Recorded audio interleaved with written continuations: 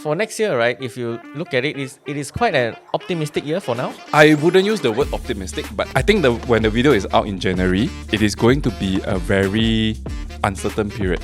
And I think it's also because people were quite fed up with what happened in the past 3 years and they wanted a change. So I think all that, right, will form a backdrop of what's going to happen in 2025. If 49% of the world thinks that they need to change the government, and usually we know when change the government means your policy would have a 180-degree change, right? You always look for the next thing, but Right. anything you be careful about. So you're talking about the risk right now, Yeah. right?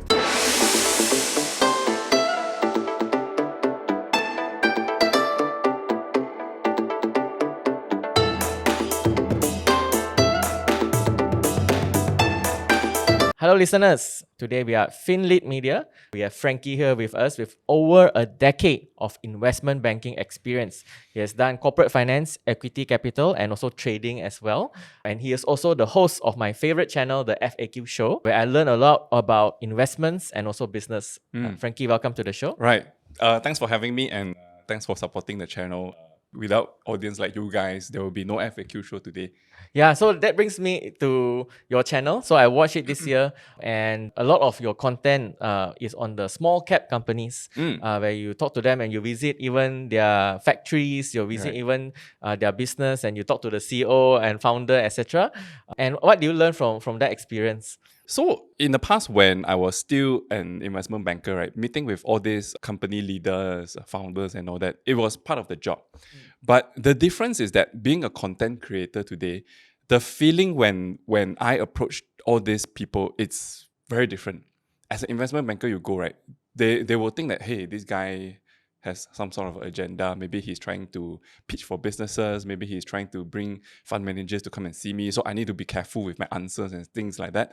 But going as a content creator, it becomes easier to talk with them and they are more open also. I suppose they let their guard down and think that, hey, maybe this guy has no other agenda. And this is the time that I can share a little bit more, right? So that is the biggest difference between being an investment banker and a content creator. But more importantly, is why we are doing this. It's because while I was in investment banking, all these interviews and all this access to corporate leaders, industry experts and all that, it's pretty much a privilege to big investors like fund managers. And a lot of times, retail investors are left out. So when Finlit Media wanted to do financial related channels, we thought that this could be a good gap to fill the market, whereby we can bridge the knowledge between big investors, what they get, and also the retail investors. From there, hopefully, we have done our part to disseminate all these informations to the retail shareholders so that they can make better and informed investment decisions. Yeah, so hopefully they all benefited from the channel, and thanks everyone for supporting the channel as well. Yeah, please do check out the channel. It's very interesting. Some of the companies I saw that you visited, condom factory. You have the medtech as well, and a lot of companies, especially in the Penang side of things, that I didn't know. I always see them in the small cap, right? Yeah. But I said, hey, this company actually do what one? And then you can see the face behind the company as well. Correct. So that's the thing. We do the initial open up for the retail investors, and if you really like the companies, then you can further research yourself after that. Yep. So I think every Thursday, right, I will tune into your live stream. I'm one of the regular to your live stream with Mr. Money, and a lot of things that you discuss, very interesting one that you say about what's happening in the market, what's happening in the latest events in the world that is impacting us today. So what happened in 2024 that will really impact us next year? Okay, so 2024 is a very, very interesting year. I would personally call it the start of the restart, right? So where is the restart come from? The restart came from the pandemic. So during the pandemic, we were all in lockdowns. We couldn't go out and all that kind of stuff, right? But after that, we have a series of very weird events, right? Events like geopolitical tension, Russia and Ukraine war. We have food security crisis, right? Because we have a very drastic change in weather. So crops were not able to grow, things like that. We also have energy crisis, as a result of the geopolitical tension, right? They cut down the gas line. Europe have a energy crisis. They have to buy oil and gas from other countries like the US, stuff like that. Apart from that, we also experienced somewhat of a turmoil, but managed to come out of it. Things like the banking crisis, Silicon Valley Bank crisis, for that matter, right? We also experienced very drastic inflation, right? 10%, the double figure inflation in the US that spill over to the rest of the world. You know, today one ton bin cost like close to $10 already, right? Yeah. So all of this thanks to inflation and all that. And central bank, as a result of that, tightened the monetary policy, interest rates shot up the roof, you know, that all that kind of problems in the world. But I would say we maneuver all these crises pretty well, and we came out quite resiliently. Okay. Right? Somewhat, yeah, we went through a lot of turbulence and all that, but I think the fact that we are still here today, still quite comfortable, I think we deserve a pat on the shoulder and say that we did quite well. Yeah. Right? So that's the whole general feel that I get for 2024. But 2024 is also a very interesting year because it was an election year. Yeah. And when we talk about election, you would immediately think of the US, right? But not just the US. In fact, a lot of countries went through election in 2024. In fact, about 49% of population in the world, their country went through election in 2024. So there are some interesting things that I noticed in all this election is that the incumbent government somewhat didn't manage to convince the voters to continue to vote for them. Yeah. So there's a shift in political kind of preference from the incumbent to their opposition. Maybe they come up with more populist policy and that kind of stuff, right? And I think it's also because people were quite fed up with what happened in the past 3 years and they wanted a change. Yeah. So I think all that, right, will form a backdrop of what's going to happen in 2025. I think if 49% of the world thinks that they need to change the government, and usually we know when change the government means your policy would have a 180-degree change, right? Perhaps 2025, we may also see a 180-degree change in terms of how the economy is going to work out. Yeah, that's very interesting. We see escalation of a lot of things, like you said, a lot of wars, a lot of countries change government or collapse. So many things did happen last year. And for next year, right, if you look at it, it is quite an optimistic year for now. I wouldn't use the word optimistic, but I would say that we will have quite a smooth and calm journey in 2025. And one of the big reasons is because we have a more accommodating monetary policy today. Right? In the past, we have seen interest rate from 0% hike all the way up to over 5%, right? And today, the Fed has started to lower down the interest rate already. That's something you always talk about in your live stream, or whether the Fed, when is it going to lower? Then I'm saying every week I follow, when is it going to lower? Yeah, because interest rate, the monetary policy is the key that will drive the money flow around the world, right? Yeah. So when they lower the interest rate, that's good for everybody. This is something, right, I learned from your show one, you know. Really? After you talk about it, like when we say interest rate, I really was like, what? This interest rate, what Fed, who is Fed? Federal Reserve. Who is Fed? I really went and researched. So, okay, so in layman terms, I will say this and maybe you can add on to it. So how the interest rate affects everyone. And then I watched like property show on Netflix, right? And we say, the interest rate is killing us. Because when the interest rate is high in the US, people just keep the money in the bank, right? Rather than taking risks in property or investing in Malaysia, for example, or diversifying their investments. So when the interest rates are high, they just keep the money. Am I right? Correct. And because they keep the money, then the flow of money become lower, and therefore the economy will slow down. Yeah. And this is controlled not by the president, but by the central bank. Right? So very, very, very interesting part as well. One other thing that we can also talk about is, of course, this year we see sort of like a rise in ringgit a bit, and then after that, okay, come down a bit. Right. So what's your observation with that? I think instead of saying that the ringgit is going up and down, I would rather see it from a different perspective. I'll see it from the perspective of how the US, or rather how the Fed is tuning that lever to influence the exchange rate of the US dollar with the rest of the currency, and how that affects our ringgit ultimately. So when they lower the interest rate, obviously doesn't make a lot of sense for you to keep US dollar, right? Might as well take that dollar to go and invest somewhere else that can give you greater return. So as a result of that, the ringgit will look like it is strengthened compared to the US dollar, and vice versa. If they decided to increase the interest rate, it makes more sense for you to invest in the US. So in that manner, ringgit may look like it's actually weakened. Yeah. Hey everyone, producer Elton here. We share stories from business leaders in Asia, and if this video brought you any value, hit the subscribe button down below, like and share with your friends. Thank you. Yeah. So yeah, that whatever happens in the US, especially the US, affects us a lot. Correct. Is what is the summary. So like for next year, I know you look at the markets a lot, and you also talk about different type of investments next year. What are some of the industries that we should look at next year? Okay. Let's talk about the global side of things. Okay. So we know that the US just finished their US election. We have a new president coming in. Well, not really new. It's 2.0, right? 2.0 of the Republicans, right? And it is pretty clear what the new president wants to do already, right? He wants tax cut. He wants deregulation.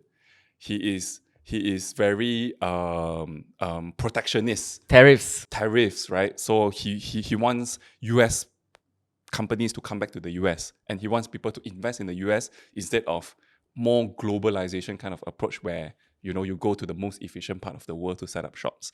And he is also a person that is a very patriotic in the sense that he don't want so many immigrants in the country. So I think that it will be some shifts in terms of immigration policies as well. So based on this, right, you will notice that a lot of reshoring to happen. A lot of companies that has gone out from the US in the past, they will go back to the US, right? Especially the very high value chain kind of businesses, especially tech, that kind of stuff. They will flow back to the US. So in that sense, I think high value chain kind of businesses will thrive in 2025, just because of the US policies. But different parts of the world will have their investment thesis as well, right? So for example, if we talk about Europe, the most perceived advanced economy in Europe is Germany. But even Germany today is not in a very good shape as well, right? While the headline says that, Germany is not in recession and all that, but if you look closely at their GDP number, right, it's sometimes positive, sometimes negative. Overall, it is still negative. But it's very hard for the government in the German... But it is very hard for the German government to change the policy, because since 2009 submortgage crisis, they have come up with a policy that says that whatever that they spend, the fiscal deficit cannot be more than 0.35% of the GDP. So their hands are tight. They cannot be like the US, they print money, that kind of stuff to stimulate the economy, because they are stuck with the 0.35%. To the extent that they have an internal fight within the coalition government, that finally they have collapsed, and then they are going to have an early election in February 2025. So there's a lot of things moving around in every part of the world. So if we want to pinpoint what is going to be interesting in the Europe, it is very hard to say right now, but chances are the bigger direction is still like, green energy, food security, that kind of stuff, right? In order for those regions to continue to thrive, but sometimes it's about survival as well. What kind of policies that they can draft so that they can solve the current issues that they are facing? Yes, and we actually, our channel rebranded this year. We used to be called a very long name. Now we are called the ASEAN Century Podcast. Okay. Yeah, so is it also the time for Asia next year? Asia is a very interesting place, right? When you look at Asia from the global context, right, the first thing that comes to mind is China. China and India, right? China itself also didn't do very well in 2024. I mean, yeah, the areas that they did well this year was that the export grew very well. And the reason for export growing in China is because coming out from the pandemic, people have been stocking a lot of inventory because they think that, if we have to lock down for a longer period of time, then we better stock up more, right? And as a result of that, they have overstocked to a certain extent. So from 2021, 2022, 2023, it's about using up all this inventory. Now, inventory is at the low level. So 2024, all these businesses, countries and whatnot, they need to restock in their inventory. Therefore, 2024 is a good year for China exports. But within the company itself, especially the domestic consumption is badly affected. They have unemployment issues. They have property crisis. I heard they have like deflation also, right? Something like yeah, because people are not spending, right? And then their unemployment rate is also quite high. So Chinese people, they tend to be a little bit more careful with their spending. And the government has been trying to push a lot of stimulus in order to revive that domestic growth within the economy. So that has been the problem in China. But because of the trade war between China and the US, I think a lot of all these companies, what they do is that, maybe I should adopt a China plus one policy. And that has somewhat benefited, right? Us, Vietnam, Thailand, Indonesia, Malaysia to that extent.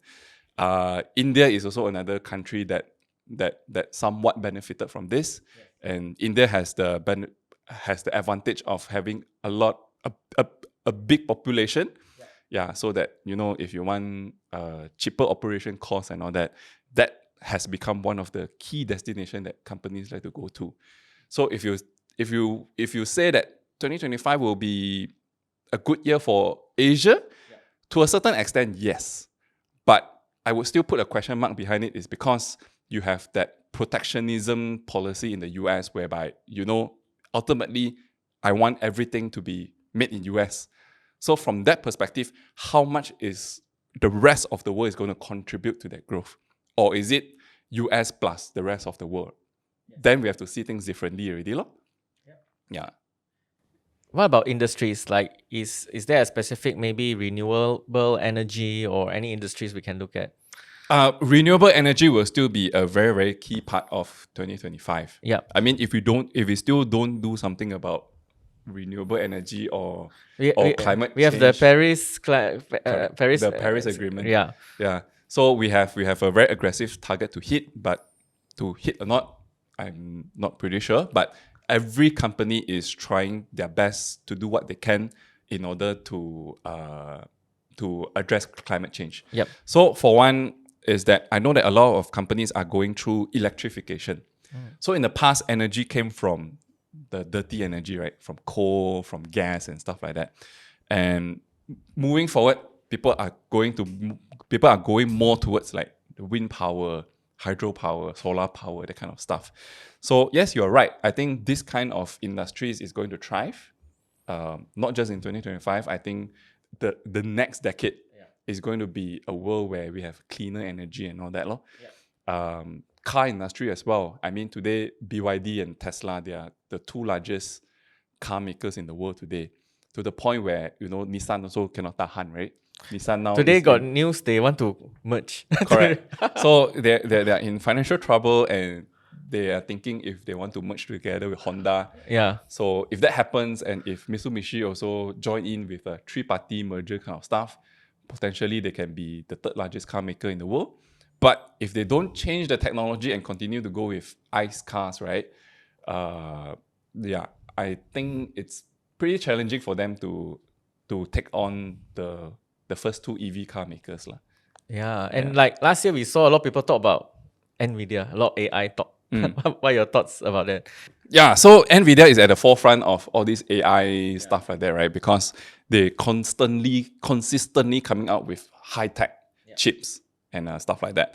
So yes, a lot of companies, they would need to demand for this kind of chips in order to upgrade their current systems. But I think that is just the start of the shift in terms of technology. There are many other technology companies apart from just NVIDIA. NVIDIA is just at the forefront today because they produce the chip. Yeah. But you need the software, you need the ecosystem, and you need everything to work together for that chip to perform most optimally. Yes. Yeah. So I think 2025, apart from NVIDIA, right, it's also interesting to look at other technology-related companies that will contribute to that kind of advancement. Now, the key theme, I think, from 2025 onwards will be quantum computing. Everyone has been talking about quantum computing. And there are a lot of arguments about it, like whether it is safe, if computer can be so advanced, would it pose a threat to humanity and that kind of stuff, right? Yeah. I think that is secondary, but on the economic side of things is for sure technology is going to continue to march forward, and NVIDIA, together with a series of all these tech companies, will continue to come up with new and exciting products. Yes, so this is a quantum computing. What is it actually? So it's okay. So the technical side of it, I'm not pretty sure because I'm not from computer science. But think of it this way, right? A quantum computer can solve a supercomputer can do today in a split of a second. Compared to if you use a supercomputer today, it may take years to solve whatever computing that they need to do. Okay. Yeah. So with that kind of speed, there is a lot of new things that you can think out of the box, which we may not be able to do today. It may take years for us to achieve, but with quantum computing, it is going to shorten the entire journey. Oh, that's very, very interesting. Yeah. Okay, I will look into this and Right. see what happens for next year. So this is not financial advice, but any companies we can also look at. Oh no lah, since it's this is not investment advice, so I don't think we should touch. Okay, not companies, specific, but these industries are great, right? So we talk about renewable energy, we talk Right. about quantum computing, AI, and also some of the other industries as Right. well. So no specific companies. companies. So last year was a very interesting year for blockchain, for crypto. Yeah. So there was like got ups and downs, right? What do you see last year?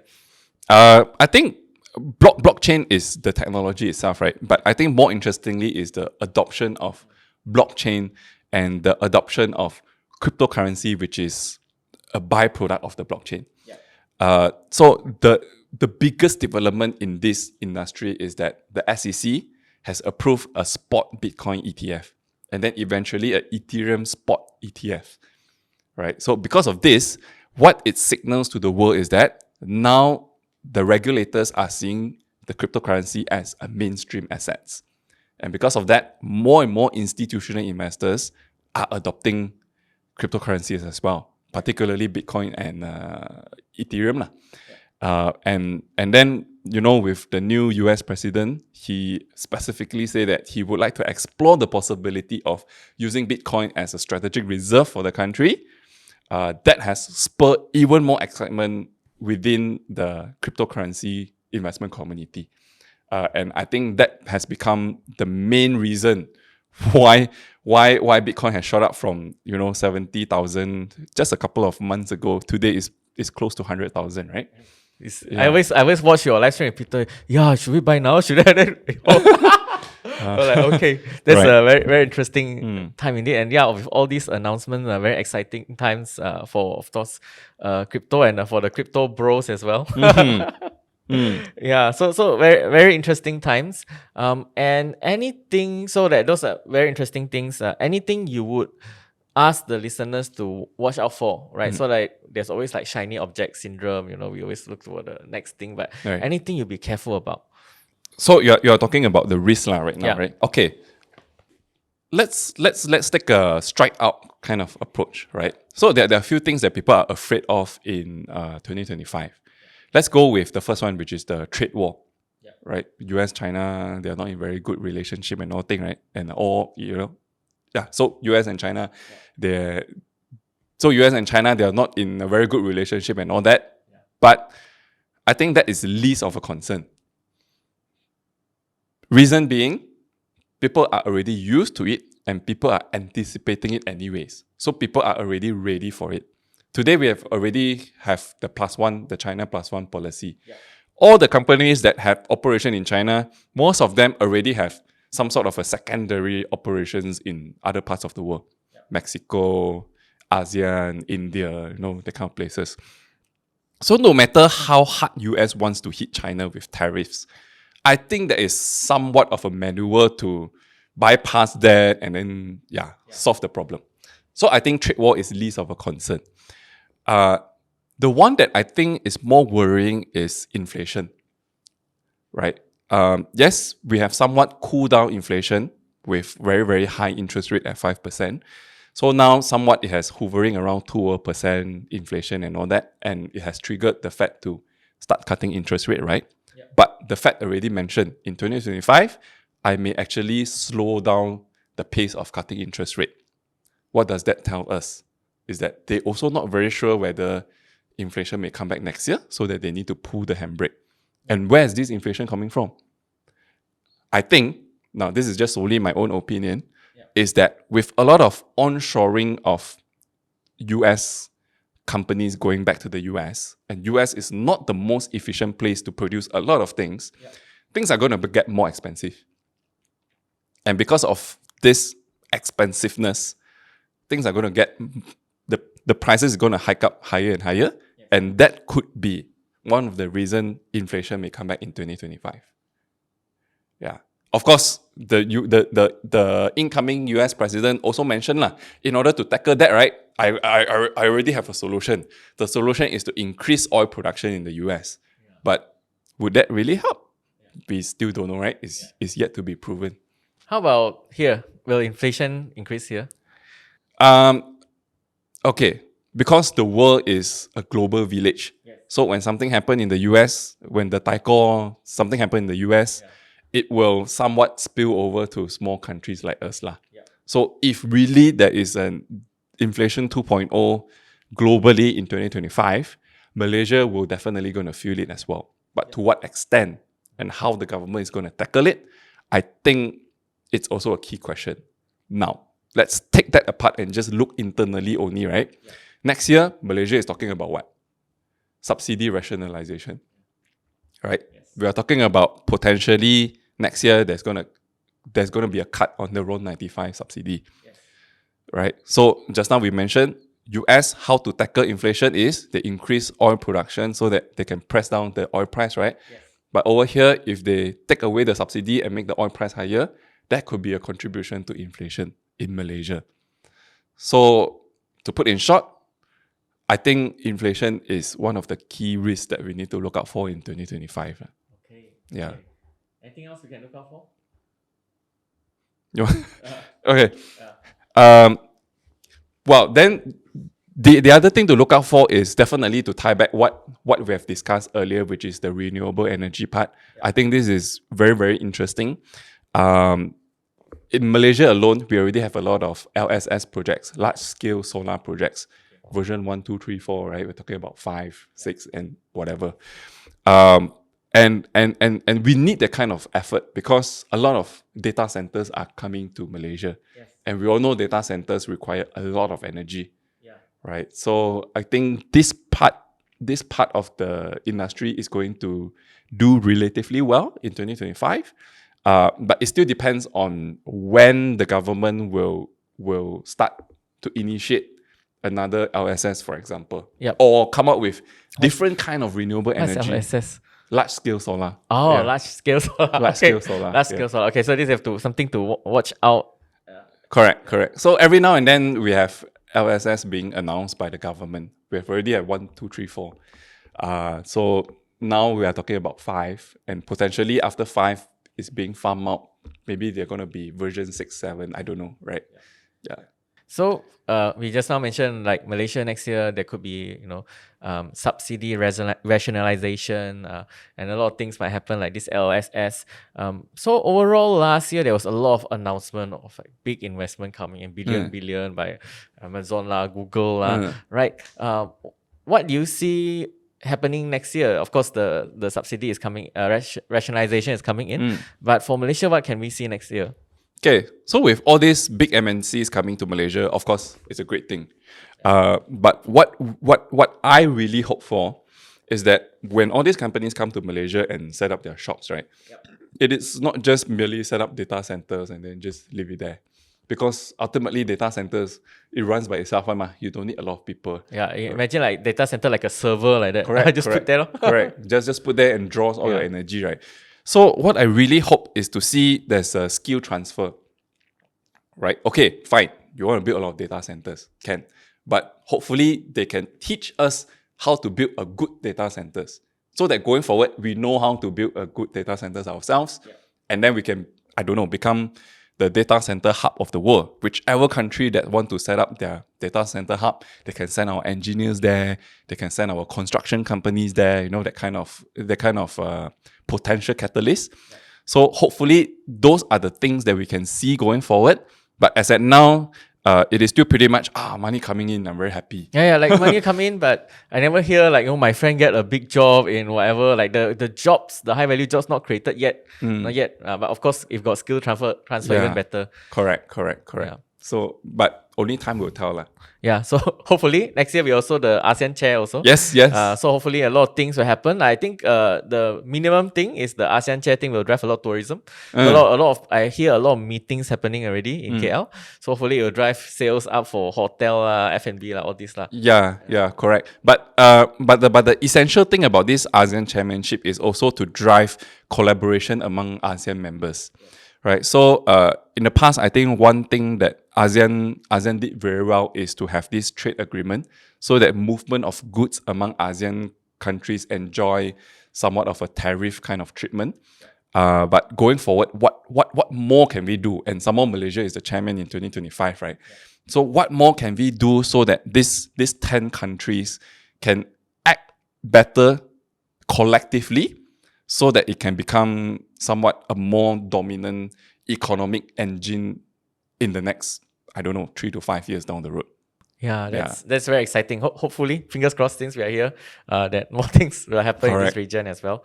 Yeah, so I think we thank you for having us today. I think to wrap up today, maybe we can have like once this video is out, it's like next year already. It's 2025. So when you sit down on your chair and you look at all the charts come January, right? What is your advice? What will be going through your mind at that point?